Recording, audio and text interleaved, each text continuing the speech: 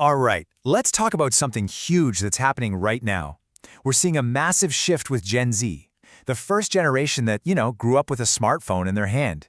They're starting to seriously question the very digital world they were raised in. We're talking about that perfect, curated highlight reel version of life on social media and the growing rebellion against it. To really get what's happening now, you gotta go back in time for a second. Remember when it all started? It wasn't about influencers or complicated algorithms. It was just simple moments. This quote just captures that vibe perfectly, right? The early days of an app like Instagram. You'd snap a picture of your chocolate milk, share it with like 7 followers, and then you'd just move on with your day. It wasn't a performance, it was just sharing. Yeah, well, that innocent era, it is long gone. The whole digital world has morphed from a kind of casual scrapbook into this high-stakes 24/7 stage.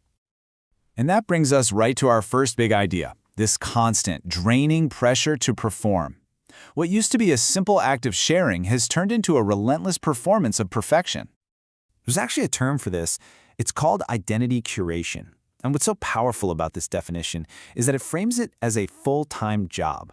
Because for Gen Z, that's what it's become. Building and managing an online identity isn't a hobby. It's a nonstop task of filtering, editing, and projecting this idealized version of who you are. And look, this isn't just some abstract theory. This is real life. Listen to what this 20-year-old named Carlotta says. She's literally erasing her own past because it doesn't fit the brand anymore. It's this constant self-policing, all driven by this nagging fear that the real, unfiltered you just isn't good enough for the feed. Now, this constant performance, it doesn't just happen in a vacuum.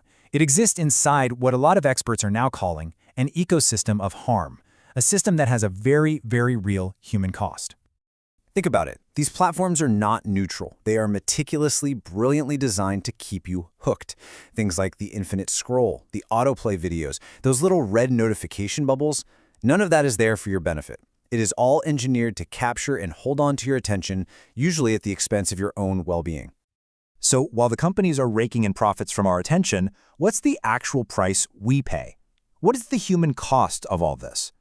Well, we have the data, and honestly, it's sobering. Study after study has drawn a direct line between heavy social media use in teens and these staggering increases in anxiety, depression, and even self-harm.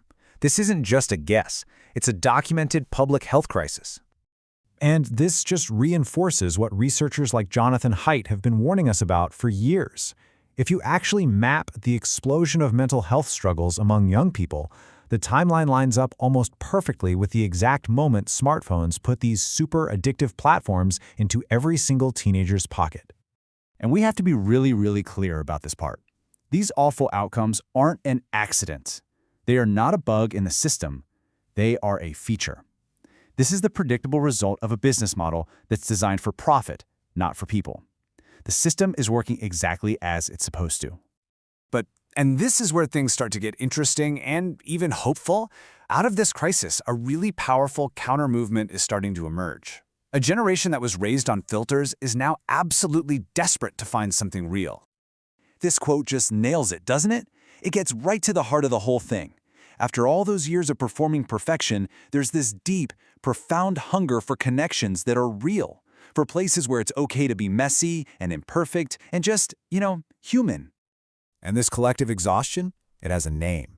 It's called social media fatigue. Even the American Psychological Association has pointed to media overload as a major stress factor in our lives. People are just flat out burned out from the constant digital noise. So, what does this big shift actually look like in practice? Well, this slide shows it perfectly. We're seeing this migration away from the old way, the world of public feeds, chasing likes, going viral, performing for a crowd, and people are moving toward a totally new set of values, things you find in more private spaces: authenticity, real connection, and deep relationships over empty metrics. And this brings us to our final section, because this whole thing isn't just about logging off or deleting your apps. It's about actively building a better digital world. It's about reclaiming our humanity online.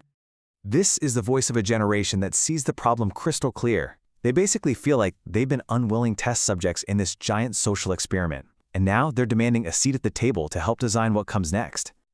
And here are the actual concrete steps being taken. It all starts with listening, really listening, to the people who've been most affected. Then you move to building, but with a totally radical idea. You pair the developers directly with young people to co-design these new platforms. And finally, you scale them. You put resources behind new spaces that are built for community, not for manipulation, from day one. And let's be super clear. This isn't about tweaking the old apps. It's not about making Instagram a little nicer. This is a revolutionary idea. It's about building entirely new systems with a completely different set of values at their core. You know, the Facebook whistleblower Frances Haugen put the stakes perfectly in her testimony. The technology itself isn't the enemy. It has the potential to bring out the absolute best in us.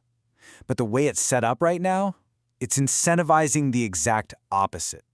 And so, that leaves us with this final, critical question to chew on.